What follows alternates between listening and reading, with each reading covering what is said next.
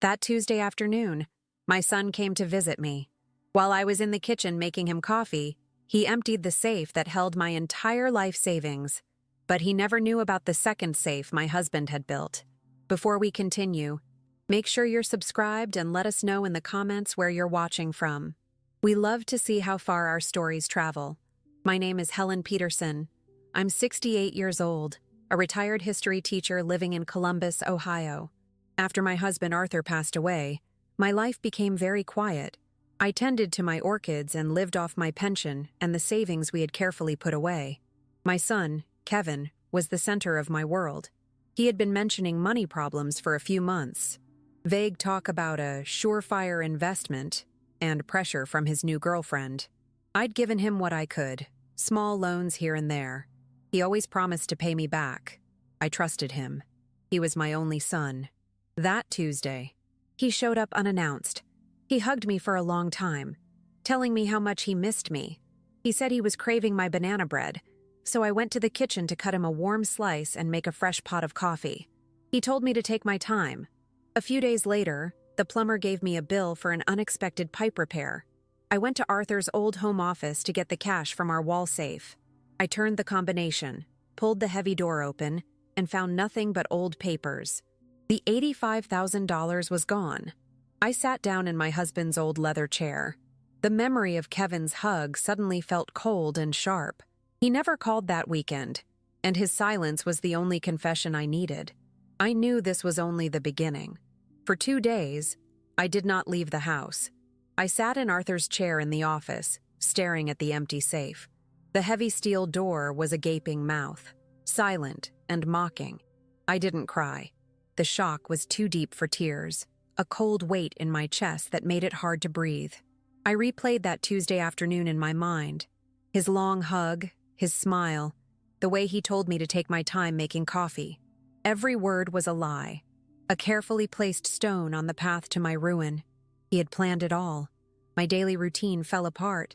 The orchids in the sunroom began to wilt because I forgot to water them. The banana bread I had baked for him sat on the counter, growing stale. I couldn't bring myself to throw it away. It was the last piece of my old life, a time when I believed my son loved me. The silence in the house was deafening. Every tick of the grandfather clock in the hall sounded like a countdown, but I didn't know to what. My world had shrunk to the 4 walls of that office and the empty box hidden behind a painting. I finally called him on Friday. I needed to hear his voice, to see if I could detect the lie in it. He answered on the 4th ring. His voice rushed. He said he was in a meeting, that his new investment was taking up all his time. He promised things were about to turn around for him. He asked if I needed anything. I told him no, that I was just calling to say hello. He said he loved me and hung up. The call lasted less than a minute. He didn't ask to come over for the weekend as he'd promised. The house felt different after that call. It was no longer my sanctuary. It was a crime scene, and I was the only witness. The photographs on the mantelpiece seemed to watch me. There was one of Kevin as a boy, smiling with a missing front tooth. I used to love that picture. Now, I saw a stranger. I walked through the rooms, touching the furniture Arthur and I had picked out together. I felt his absence more than ever. He would have known what to do. He would have seen the desperation in Kevin's eyes long before I did. I began connecting the pieces. Kevin's vague complaints about money had become more frequent over the last 6 months. He mentioned his girlfriend, Brenda, and her expensive tastes. He talked about an investment that was a sure thing, but never gave any details. I remembered the small loans I had given him, cash I pulled from my purse. He always promised to pay me back, but he never did. I had been a fool, blinded by a mother's love. I had mistaken his greed for need. My trust was the weapon he used against me. After a week of this, I made a decision. I would not call him again. I would not let him hear the pain in my voice. My silence had to be stronger than his. If he wanted to pretend nothing had happened, then so would I. I deleted his number from my phone's recent calls list. It was a small act, but it felt significant. I was cutting a cord, not as a mother, but as a victim refusing to be broken. I started watering the orchids again. My hands were steady.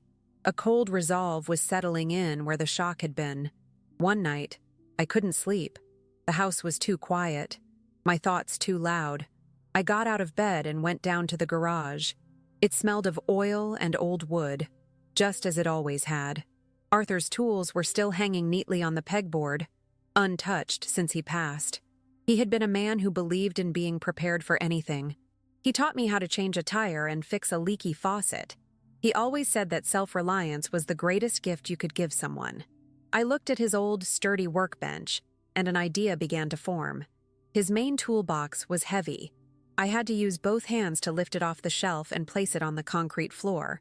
It was made of red metal, with a dent on one side from a long-forgotten project. I opened the rusty latches. The top tray was filled with wrenches and screwdrivers, all neatly arranged.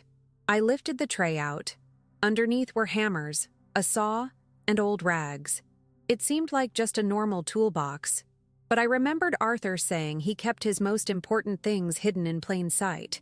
I ran my fingers along the bottom, beneath a false bottom made of thin sheet metal. I found it, a small, leather-bound notebook. It was not a diary.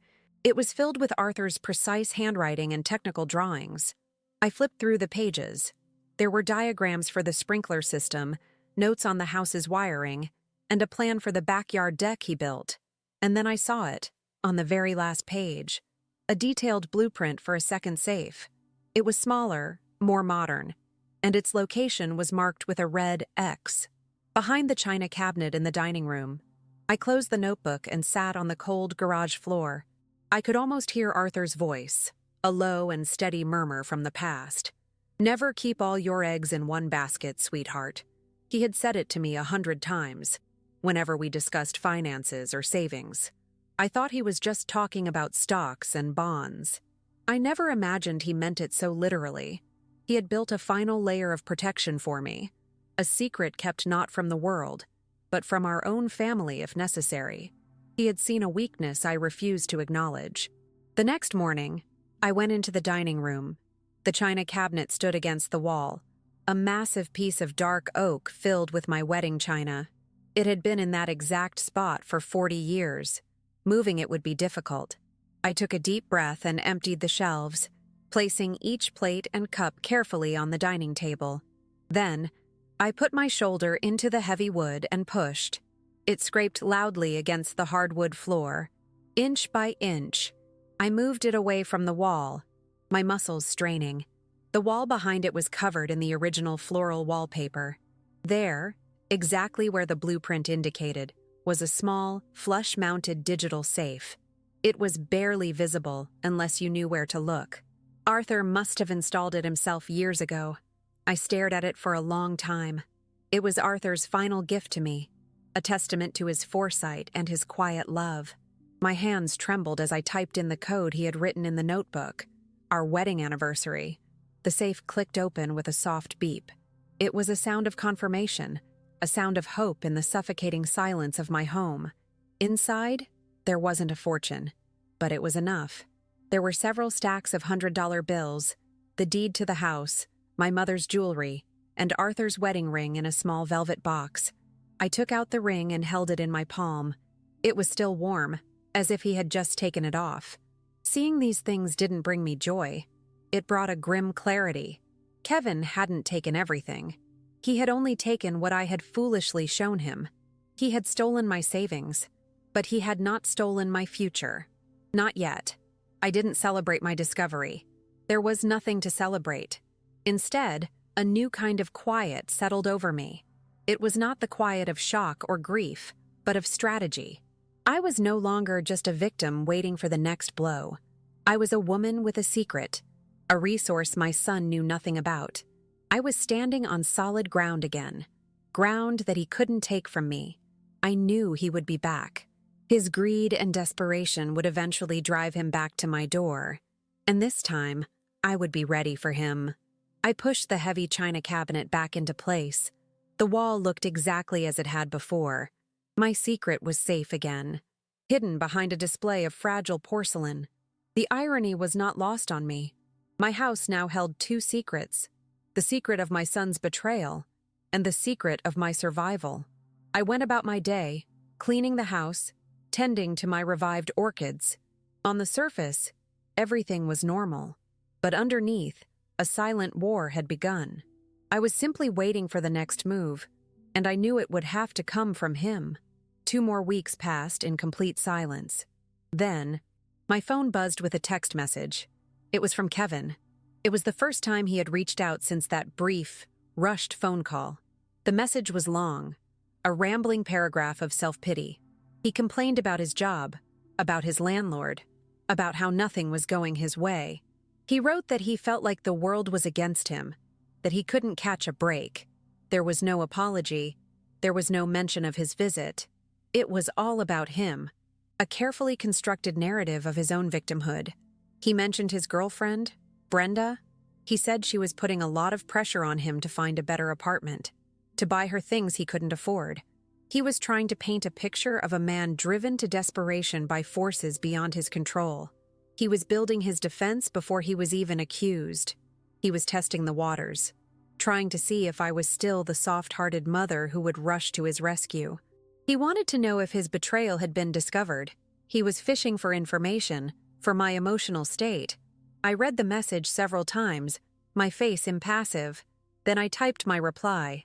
It was only 3 words. That sounds difficult. I hit send. I gave him nothing, no sympathy, no questions, no offer of help. My short, cold response was a wall he could not climb. It told him nothing about what I knew or what I was feeling. It put the ball back in his court. He could either confess or continue with his charade. I knew which one he would choose. He was a coward, and cowards never confess unless they are cornered. He replied almost instantly, "It is, Mom. It really is. I don't know what to do." Then he asked the question I'd been waiting for. "How are you doing? Is everything okay over there?" The question was not born of concern. It was a probe, a surgical tool to find out if the safe had been opened. He needed to know if his crime was still a secret. He was trying to gauge my behavior, to see if anything was out of the ordinary. He was checking to see if the kind, trusting mother he had robbed was still there. I let his message sit for an hour before I replied. I wanted him to wait. I wanted him to feel a fraction of the anxiety I had felt. Finally, I picked up the phone and wrote back a single sentence. "I am fine, Kevin. Thank you for asking." Then I turned my phone off. I would not let him draw me into a conversation. I would not give him any more information. The power in this situation came from what was unsaid. My silence was now my shield and my sword. He had created this distance between us, and now he would have to live in it. A few days later, the mail arrived. Among the bills and junk mail was a thick, official-looking envelope addressed to Kevin at my address. He hadn't lived here in 20 years, but he still used my address for certain things. I knew I shouldn't open it, but my hands moved on their own. I tore open the seal. It was a formal eviction notice from his apartment complex. It stated that he was 3 months behind on rent and had 30 days to vacate the premises. The final amount due was printed in bold red letters. So this was it. This was the end of his rope. The surefire investment had clearly failed, and the money he stole from me was gone. He had burned through $85,000 in less than a month. I looked at the eviction notice, at the cold legal language that spelled out his failure. This piece of paper was the reason he had been texting me. He was preparing me, laying the groundwork to ask for more money. He was going to come to me with this letter and a story about being a victim. I placed the letter on the kitchen table, right next to the salt and pepper shakers. It looked so ordinary, yet it felt like a bomb waiting to go off. I didn't feel anger or even sadness anymore. I just felt a profound, weary certainty. I knew what was coming. The final act of his desperate play. I went to the sunroom and picked up my pruning shears. I began to carefully trim the dead leaves from my orchids. My hands were perfectly steady. Each snip was a precise, deliberate action. I was preparing my house. I was preparing myself. I spent the rest of the afternoon in the garden, pulling weeds. The physical work was grounding. It kept my mind from racing. I worked until the sun began to set, casting long shadows across the lawn. As I was gathering my tools to go inside, I heard it, the sound of a car engine slowing down, then turning into my driveway. It was a sound I had been expecting for weeks. It was the sound of the inevitable. I stood there for a moment, my hand resting on the garden gate, and I did not feel fear. I walked to the front window and looked out through the blinds. It was Kevin's car, a late-model sedan he couldn't afford. He got out of the driver's side, and he looked smaller than I remembered. His shoulders were slumped, his face pale and drawn. He stood by his car for a long moment, as if gathering the courage to walk to the front door. He was no longer the confident, charming son who had hugged me in my kitchen. He was a defeated man, and he was coming to my door to lie to me one last time. The sound of the doorbell echoed through the silent house. It was a sharp, demanding ring, not the gentle press of a friend. I did not move from my chair in the living room. I simply sat and listened to the sound fade, replaced once again by the ticking of the grandfather clock. He was here. The final scene was about to begin. I had prepared for this moment for weeks, rehearsing my silence, fortifying my resolve. I knew exactly what he wanted, and I knew exactly what I would give him. Nothing. The bell rang again, this time longer, more insistent. I rose from the chair slowly, my movements deliberate. I smoothed the front of my dress, a simple gray garment. I did not rush to the door. I let him wait on the porch, let his desperation build with each passing second. My steps were steady on the hardwood floor of the hallway. I passed the photos on the wall without a glance. They were pictures from a different life, of a different woman who believed in the smile of her only son. I reached the front door and placed my hand on the cold brass knob. I took one final, steadying breath, not of fear, but of preparation. I opened the door. Kevin stood there, framed by the fading evening light. He looked worse than he had in the car. His eyes were bloodshot and sunken, with dark circles underneath. His clothes were rumpled, his hair uncombed. He was holding his car keys in one hand, gripping them so tightly his knuckles were white. He tried to smile when he saw me, but it was a pathetic, crooked thing that didn't reach his eyes. It was the expression of a cornered animal, not a beloved son coming for a visit. He looked past me, into the house, as if searching for a familiar comfort that no longer existed. We stood there in silence for a long moment. He seemed to be waiting for me to say something, to ask him in, to wrap him in a hug and tell him everything would be all right. I did none of those things. I simply stood in the doorway, my expression unreadable. The silence stretched between us, thick and heavy with everything that had been done, everything that had been broken. He finally dropped his gaze, unable to meet my steady look. He stared down at the welcome mat, at the faded letters that spelled out a greeting he no longer deserved. The air grew cold around us. Finally, I stepped back from the door, a silent invitation.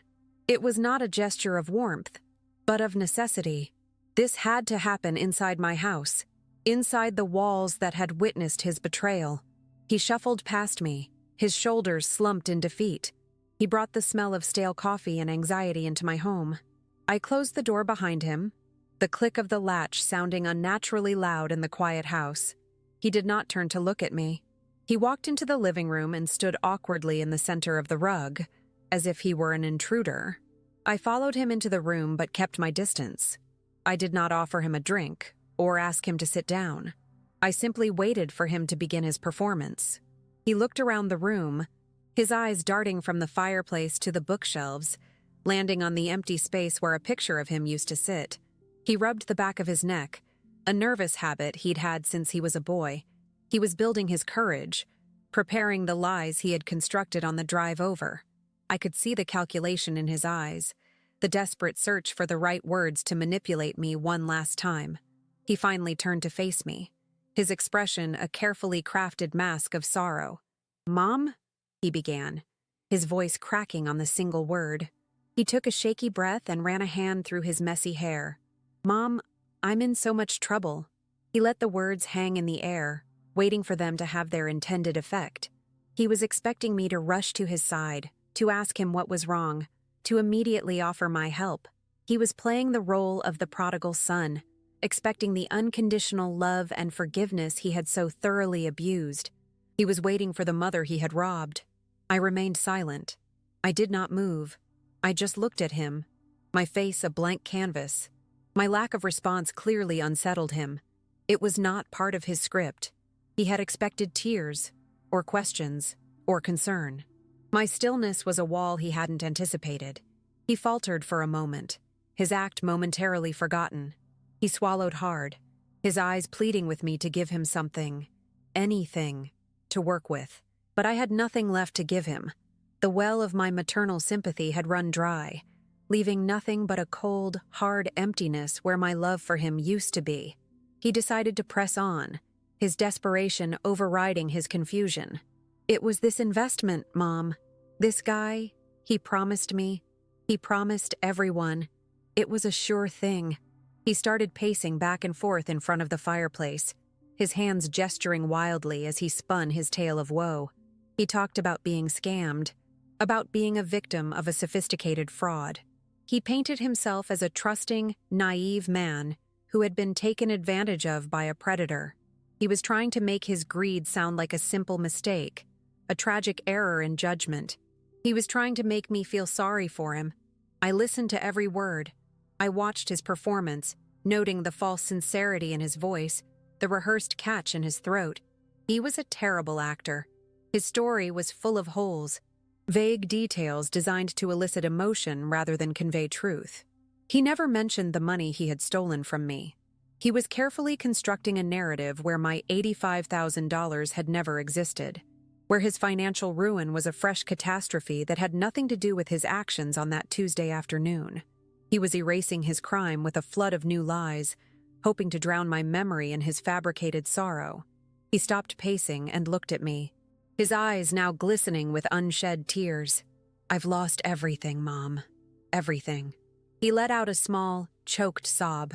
It was a sound designed to break my heart, the same sound he used to make as a child when he fell and scraped his knee. But I was no longer the mother who would kiss it and make it better. I was the woman whose life savings had vanished into the black hole of his selfishness. I saw not a grieving son, but a failed thief, a man who had gambled with my future and lost. He took a step closer to me, his hands outstretched as if in supplication. "They're going to evict me. I have nowhere to go. Brenda left me. She said I was a failure." He delivered this line with a particular emphasis, hoping the mention of his girlfriend leaving would trigger my protective instincts. He was layering tragedy upon tragedy, building a case for my pity. He was throwing every emotional weapon he had at me, hoping one of them would pierce the armor of my silence. He was trying to make me feel responsible for his downfall, as if my help was the only thing standing between him and total ruin. He finally fell silent, his story told. The room was heavy with his lies. He stood before me, a grown man feigning the helplessness of a child, waiting for his mother to solve his problems.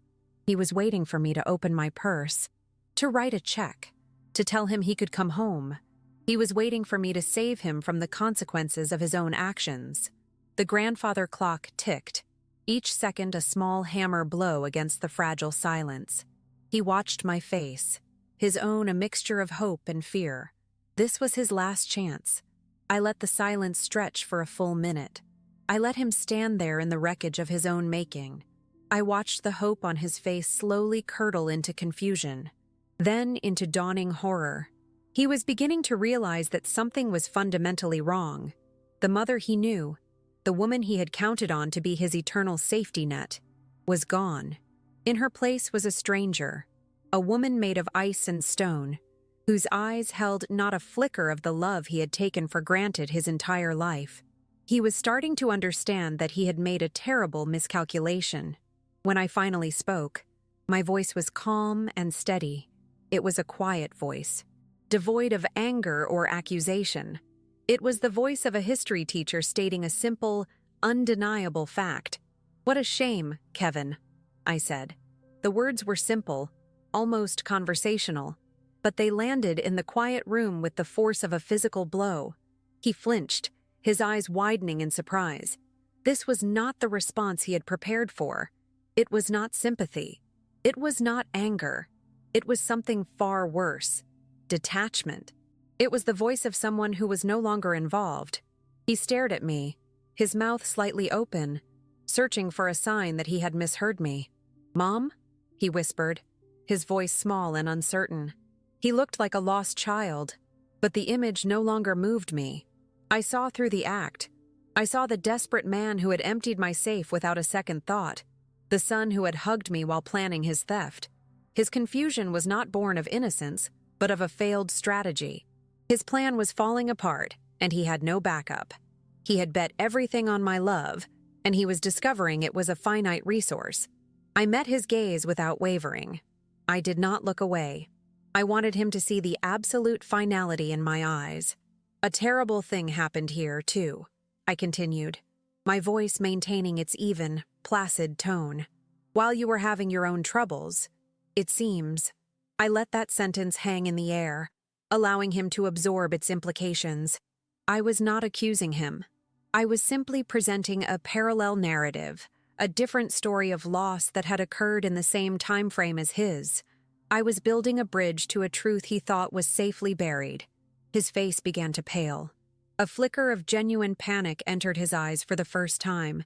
He was no longer acting. The carefully constructed mask was cracking, revealing the raw fear beneath. He knew where this was going. He could see the trap closing around him, a trap I had set with nothing more than quiet words and his own guilty conscience. He opened his mouth to speak, to interrupt, to deny, but no sound came out. He was caught, frozen in the headlights of a revelation he had never expected. He had underestimated me completely. "Someone broke into the house," I said, my voice as calm as if I were discussing the weather. "They must have known about your father's old office." "They went straight for the safe." I watched his face as I spoke, observing every subtle shift in his expression. I saw the flash of terror as he realized his secret was out. I saw the frantic calculation as he tried to figure out how I could possibly know. He thought he had been so clever, so careful. He had never imagined this quiet, unassuming old woman was capable of putting the pieces together. I paused for a moment, letting the image of the break-in solidify in his mind. "They cleaned it out, Kevin. They took everything. Every last dollar that your father and I saved for our entire lives." I said the words without a tremor in my voice. There was no sadness, no self-pity. I was merely the narrator of a sad story, a detached observer of a crime. The lack of emotion was more damning than any scream or accusation would have been. It told him that he had not just stolen my money. He had severed something far more valuable. He had killed the part of me that was his mother. The color drained completely from his face. He looked like a ghost. The reality of his situation was crashing down on him. Not only had he failed to get more money, but he was now implicated in a crime he thought no one knew about. He had walked in here a fake victim, and he was about to walk out a real suspect. His entire world was collapsing in the space of a single, quiet conversation. He had played his last card, and it was not enough. He had nothing left. The silence in the room was now his prison. He finally found his voice, but it was a weak, strangled whisper. "A break-in. Mom, you should have called me. You should have called the police." It was a pathetic attempt to regain control, to insert himself back into the role of the concerned son. He was trying to shift the focus, to pretend he was hearing this for the first time, but it was too late. His feigned concern was transparent, a desperate lie in the face of an inescapable truth. He knew I knew, and he knew that he was lying. I gave a small, humorless smile. It was a chilling expression, one he had never seen on my face before. "Oh, I didn't see the point in calling the police," I said softly. There was no sign of forced entry. "It seems it was someone who had a key, someone who knew the combination." Each word was a carefully aimed dart, and I watched them hit their mark. I saw the final vestiges of his composure crumble. He was exposed, stripped bare of all his deceptions. There was nowhere left for him to hide. I stood up from my chair, the conversation now over. "It's a good thing I'd already started the paperwork to move into a smaller condo," I said, walking towards the window and looking out at my garden. "The market is quite good right now. With the money from selling this house, I'll be able to live very comfortably." I did not look at him when I said it. I delivered the final blow as a simple statement of fact, A practical decision made in the wake of a recent tragedy. The house, his inheritance, the final safety net he believed he would always have, was being sold. He made a sound, a choked gasp of disbelief and despair. That was the sound of his future evaporating. He had not only stolen my past, my savings, but he had just lost his own future, the one he had always taken for granted. He had come here for a handout and was leaving with less than nothing. He had been disinherited not by a will, but by his own actions, in a quiet living room on a Tuesday evening. The justice was not loud or vengeful. It was silent, practical, and absolute. The house was no longer his home. It was just an asset to be liquidated. I turned from the window to look at him one last time. His face was a mask of utter devastation. The shock and panic had been replaced by a hollow, empty understanding. He had lost. He had lost everything. The money, the house, his mother. He had burned every bridge, and now he was stranded on an island of his own making. There was nothing more to say. The silence that filled the room was the sound of an ending. A final, irrevocable closing of a door that would never open for him again. I did not watch him leave. I simply closed the door and turned the deadbolt. The sound echoed in the sudden, complete silence of the house. For a long moment, I stood there in the hallway, my hand still on the cold brass knob. There was no sense of triumph, no feeling of justice served. There was only a hollow space where a lifetime of memories used to be. The words I had spoken to him were a necessary ending, but they had also been a demolition. I had just condemned my own home, and the reality of starting over at 68 felt less like a new beginning and more like a punishment I had given myself. The path forward was a complete unknown. My first step was a clumsy one. The next morning, I found a local real estate agent online and called her.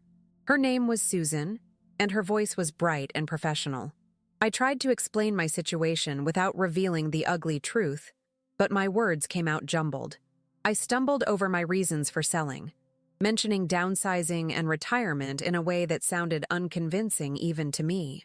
I almost told her about the theft, a desperate urge to have someone understand the real reason for this upheaval. I caught myself just in time, but the hesitation hung in the air. I felt foolish and unprepared, a novice in a world of contracts and commissions that Arthur had always handled. Susan came to the house 2 days later. She walked through the rooms with a polite smile and a clipboard, making notes. Having a stranger assess the value of my life felt deeply invasive. Every piece of furniture, every scuff on the hardwood floor, every chipped teacup felt like a personal failing under her professional gaze. When she talked about staging and depersonalizing, I felt a surge of resistance. She was asking me to erase myself from my own home. I started to doubt my decision, a cold fear creeping in that I was making a terrible mistake. The thought of packing away 40 years of my life was suddenly overwhelming, a mountain I wasn't sure I had the strength to climb. The first offer on the house arrived within a week. It was a lowball offer from a developer who likely wanted to tear the house down.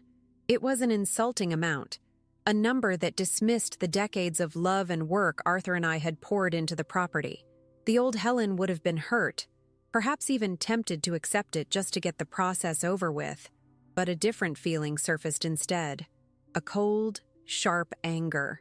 I called Susan back and told her to reject the offer without a counter. My voice was firm, leaving no room for argument. It was a small act, but it was the first time I had fought for my own value in this new, uncertain life. The most difficult task was sorting through Arthur's office. I had left it untouched since he passed, a perfect museum of his life. Now, I had to dismantle it.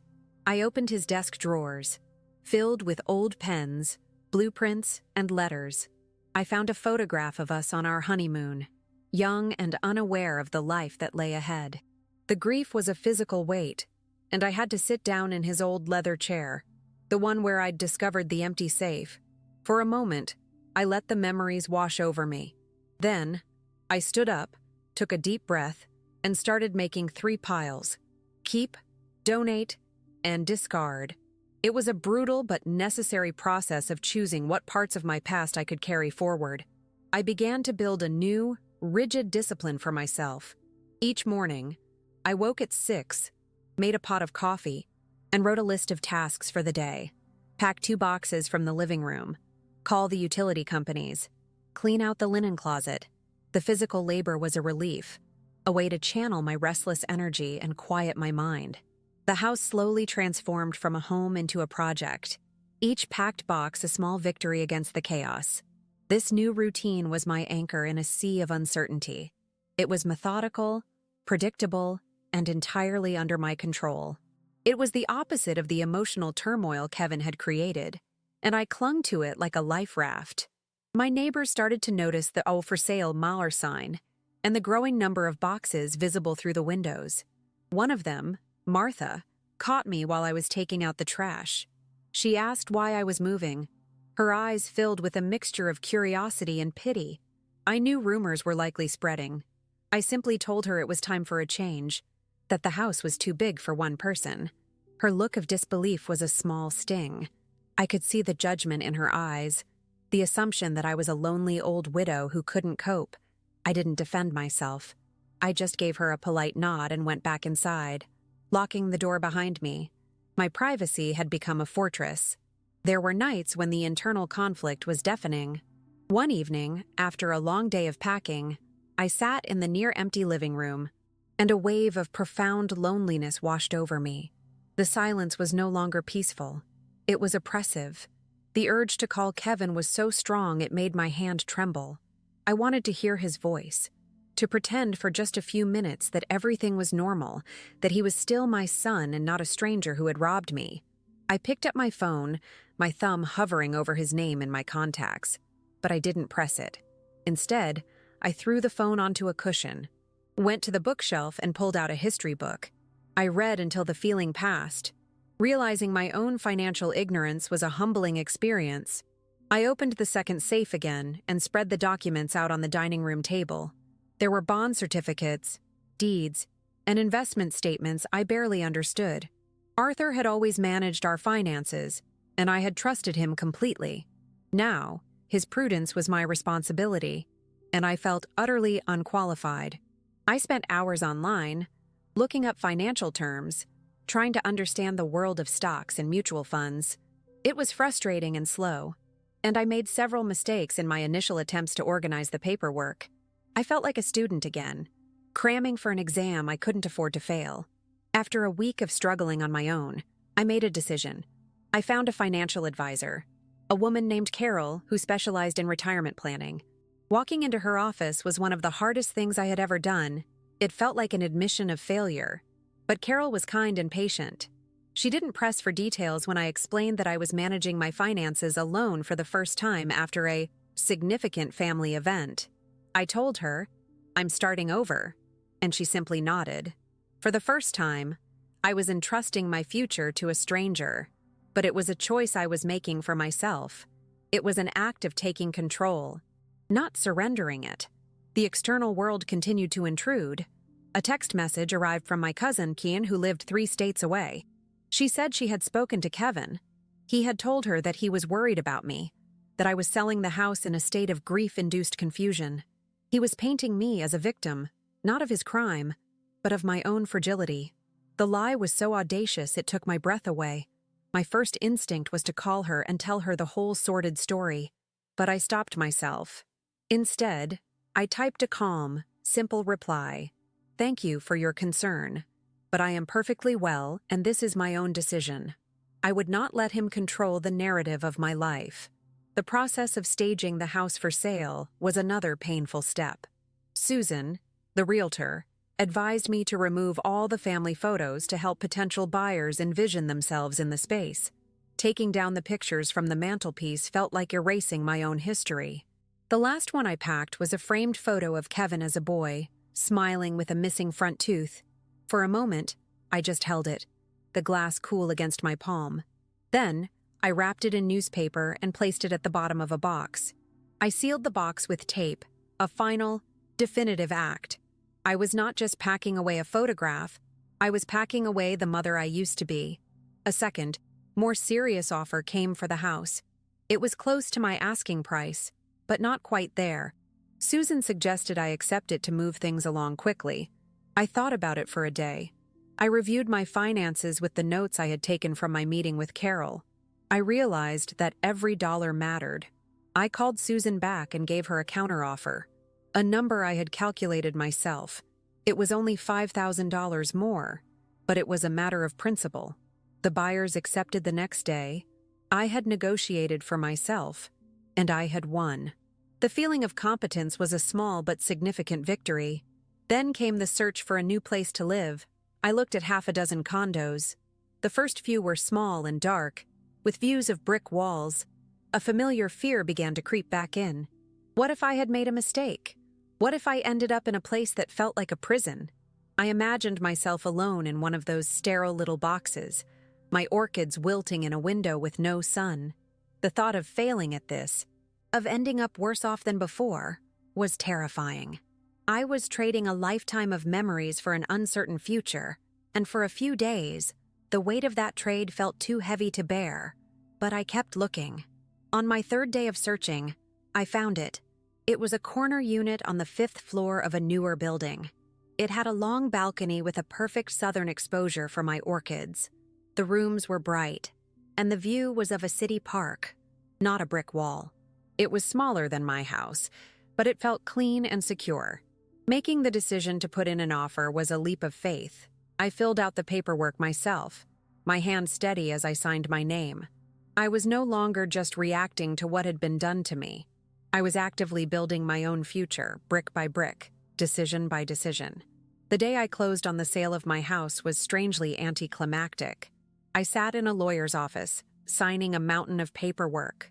The man across the table pushed a check towards me, a sum of money that felt abstract and unreal. I didn't feel the swell of emotion I had expected.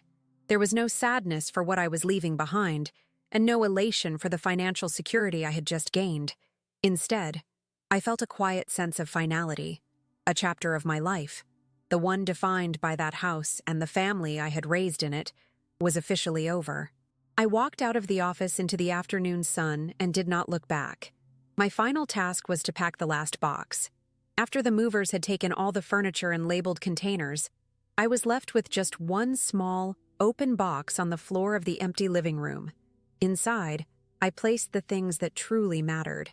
Arthur's wedding ring, which I had retrieved from the second safe, the small, leather-bound notebook from his toolbox, the one with the blueprint that had saved me, and a single small photograph of Arthur and me, the one from our honeymoon. I closed the lid and sealed it with tape. These were the only ghosts I would be taking with me. Moving day was a blur of activity. I directed the movers at the new condo, telling them where to place the few pieces of furniture I had kept. The process was exhausting, but it was also empowering. I was the one in charge, making all the decisions. When the last mover had gone, I stood in the middle of my new living room, surrounded by boxes.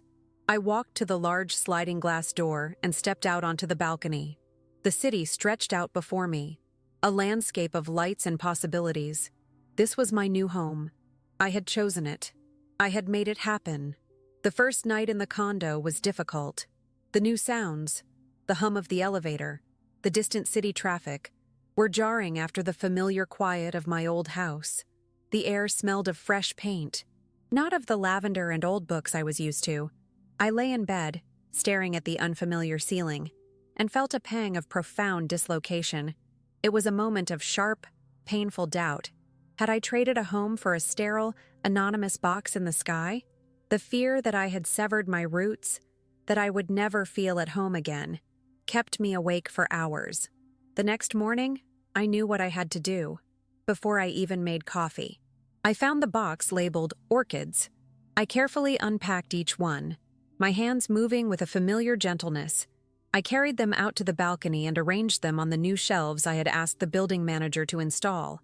I watered them, trimmed a few yellowing leaves, and positioned them to catch the morning sun. The simple, repetitive task was a meditation. It was a piece of my old life, a ritual that grounded me in this new, unfamiliar space. Tending to something living made the sterile condo begin to feel like a place where life could continue. A few weeks later, an unexpected challenge arrived. A letter, forwarded from my old address, was in my new mailbox. It was from a law firm, written on behalf of Kevin. It was a carefully worded inquiry about the status of Arthur's estate, subtly asserting Kevin's interest as the sole heir. It mentioned his concern that my recent major life decisions might not be in my best interest. The old Helen would have been terrified, consumed by panic and fear. But I simply folded the letter, put it back in its envelope, and emailed a scanned copy to Carol, my financial advisor, with a simple note: "Please handle this." I knew I needed more than just a new home. I needed a new life to go in it. On a whim, I walked to the local library and saw a flyer for a history book club. It felt like a sign. The first meeting was awkward. I was the oldest person there, and I felt shy and out of place. But I forced myself to speak, to offer a comment on the book we were discussing. People listened. A woman named Sarah asked me a question afterward. We talked for 20 minutes about the Civil War. It was the first conversation I'd had with a stranger in months that wasn't about contracts or moving vans. It was a small, fragile connection to a new world. A month later, I was having coffee with Sarah after our book club meeting. We were laughing about a historical inaccuracy in the latest novel we had read. As I sat there, a cup of warm coffee in my hands, I had a sudden realization. I had not thought about Kevin, the house, or the stolen money for the entire day. The constant, low-grade hum of anxiety and grief that had been my companion for months was gone. In its place was a quiet calm. The space in my mind that had been occupied by his betrayal was now being filled with new thoughts, new conversations, and new people. The final piece of the old life fell away with a simple email. It was from Carol, my financial advisor. The subject line was "Update." The body of the message contained a single sentence: "The legal inquiry from Mr. Peterson's representation has been fully resolved, and the matter is now closed." There were no details, and I didn't need any. I had built a wall around myself, not of anger, but of competence. I had delegated the fight, and it had been won without me having to say a single word to my son or his lawyers. I felt a profound sense of security, a peace that came from knowing I could protect myself. I stood on my balcony that evening, watering my orchids. The city lights twinkled below, a sea of infinite, separate lives. I was one of them now, no longer defined by a house or a husband or a son. The woman who had cried in her husband's empty office seemed like someone from a history book, a character whose story I knew but whose pain I no longer felt. I was not the same person. The betrayal had not destroyed me. It had hollowed me out, and in that empty space, something new had been allowed to grow. It was not happiness, not yet. It was something quieter, and perhaps more durable: strength. My new life began in a place defined not by memory, but by light. My condo is a simple space, 2 bedrooms with clean, white walls and a view that stretches over the city park. Every morning, the sun floods the living room, a stark contrast to the shadowy corners of the old bungalow. This place is smaller, but it feels larger because it holds no ghosts. The security here isn't just in the modern locks on the door. It's in the knowledge that every single thing within these walls is here by my choice. This isn't the home Arthur and I built. This is the shelter I built for myself, a fortress of quiet independence. My financial world, once a source of terror and ignorance, is now one of order. I meet with Carol, my advisor, once a month. I bring a notebook where I've written down my questions. She shows me charts and statements, and for the first time, I understand them. The numbers are no longer a foreign language. They represent my security, my future, a future I am actively managing. It isn't about wealth. It's about sufficiency. The money from the second safe, combined with the sale of the house, has created a foundation that no one can take from me again. This stability is a tangible thing, a weight I can feel in my pocketbook, and a peace I feel in my heart. The most visible proof of my transformation lives on my balcony. My orchids, which had once wilted from my neglect, are now thriving. The southern exposure gives them the perfect amount of light, and they have rewarded me with a cascade of blooms, deep purples, bright whites, and spotted pinks I haven't seen in years. Tending to them is my morning ritual. a quiet meditation. Each new leaf, each resilient flower, is a mirror of my own recovery. They are a living testament to the fact that with the right conditions, even things that seem fragile and broken can find the strength to grow again, stronger and more vibrant than before. My days now have a rhythm that is entirely my own. I wake with the sun, not with a sense of dread. I walk for an hour in the park across the street, feeling the solid ground beneath my feet. Tuesdays are for the library, where the History Book Club meets. Thursdays are for volunteering at the local historical society, surrounded by the quiet dust of the past. This routine is not born of habit, but of intention. It is a structure I have built to fill the spaces that grief once occupied. Each planned activity is a deliberate step away from the woman who sat paralyzed in an empty office, waiting for her life to end. The change has been physical, too. For months after the theft, a deep weariness had settled into my bones. Sleep was a battle I rarely won. Now, I sleep through the night, a deep and dreamless rest. The dark circles under my eyes have faded. My doctor told me at my last checkup that my blood pressure is the lowest it has been in a decade. The constant, low-level stress that had been poisoning me is gone. I have more energy now at 68 than I did 6 months ago. I am living proof that healing is not just an emotional process, it is a physical reclamation of the body from the clutches of trauma. Before, the silence in my old house was a presence, a heavy blanket of sorrow and betrayal that smothered me. It was filled with the sounds of what was missing. Arthur's footsteps, Kevin's phone calls. Now, in my condo, the quiet is a comfort. It is a peaceful emptiness that I choose. I can fill it with the classical music I love, or the sound of pages turning in a book. The silence is no longer an enemy.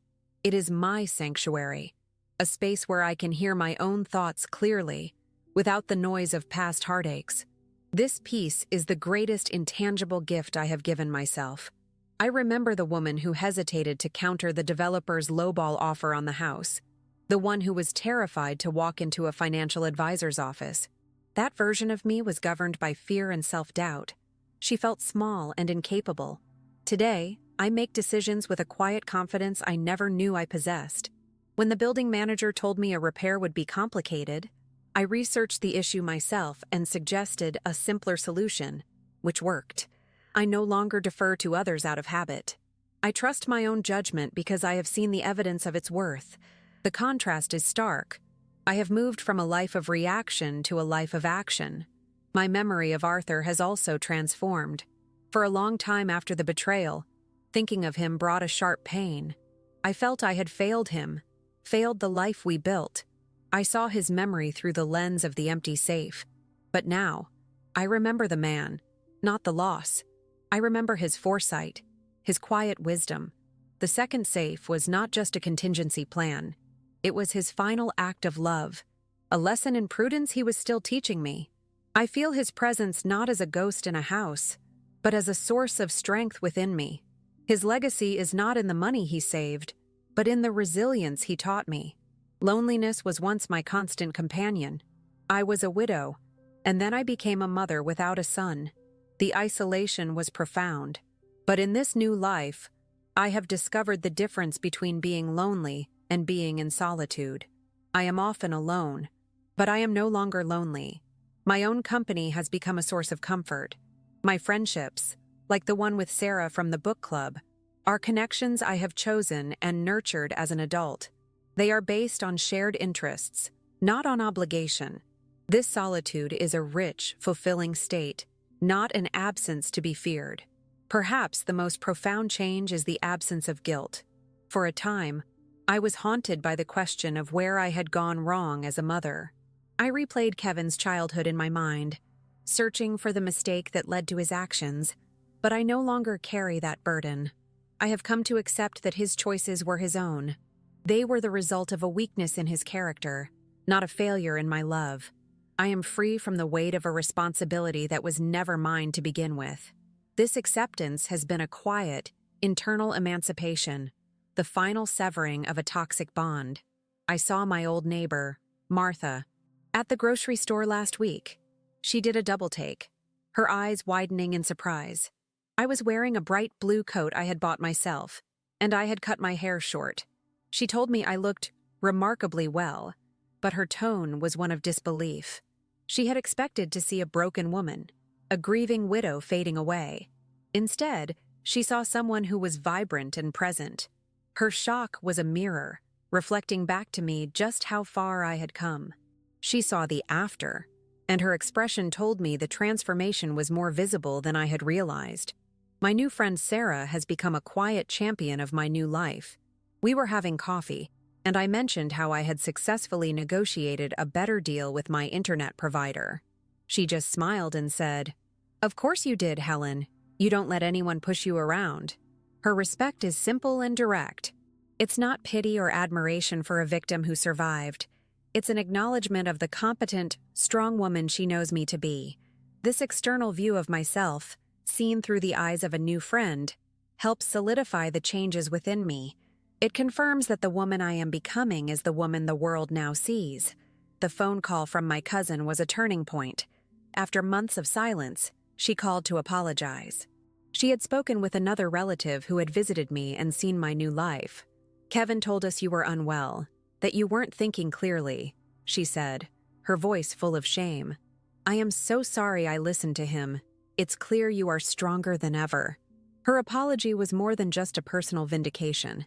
It was a sign that the truth of my story was rewriting the fiction Kevin had tried to create. Respect was replacing the whispers of pity he had sown among our family. I saw Brenda, Kevin's former girlfriend, across the aisle at a department store. Our eyes met for a fleeting second. I saw a flicker of recognition, followed by a wave of something that looked like shame. She quickly turned her head and hurried away, pushing her shopping cart in the opposite direction. She had been a driving force behind Kevin's desperation, a beneficiary of his theft. Her reaction was a silent confession. She could not face the woman whose life she had helped to shatter, especially now that she could see I was not shattered at all. Her avoidance was a quiet testament to my resilience. The most powerful external reaction has been the silence from Kevin himself. After his lawyer's inquiry was shut down by Carol's firm, there has been nothing. No calls, no texts, no desperate pleas. He has been erased from my daily life. His absence is no longer a painful void, it is a peaceful quiet. He knows he has no power over me anymore. He has no leverage, no emotional buttons left to push.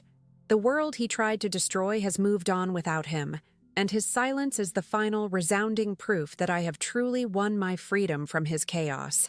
Sometimes, standing on my balcony in the evening, I think of the woman I was, the one who sat in Arthur's leather chair, the world crumbling around her. I see her with a strange detachment, as if she were a character in a history book I once read.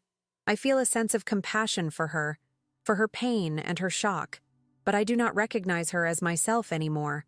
The journey from that dark office to this bright balcony feels both impossibly long and incredibly swift.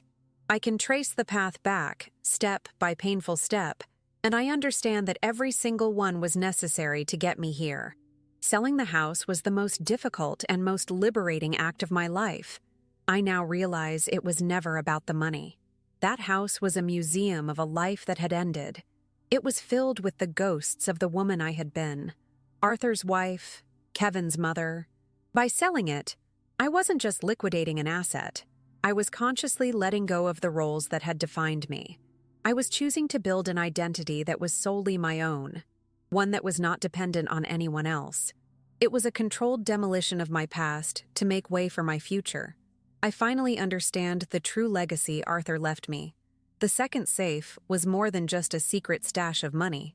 It was a final lesson in his quiet, pragmatic philosophy. He had always prepared for the worst, not out of pessimism, but out of a deep desire to protect what he loved. The safe was his way of ensuring I had the tools to survive not just a financial crisis, but a crisis of faith. The real inheritance wasn't the cash or the documents. It was the blueprint for self-reliance. He had given me the means to save myself, long after he was gone.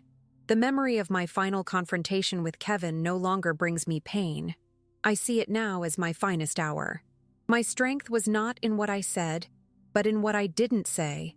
I didn't scream. I didn't cry. I didn't accuse.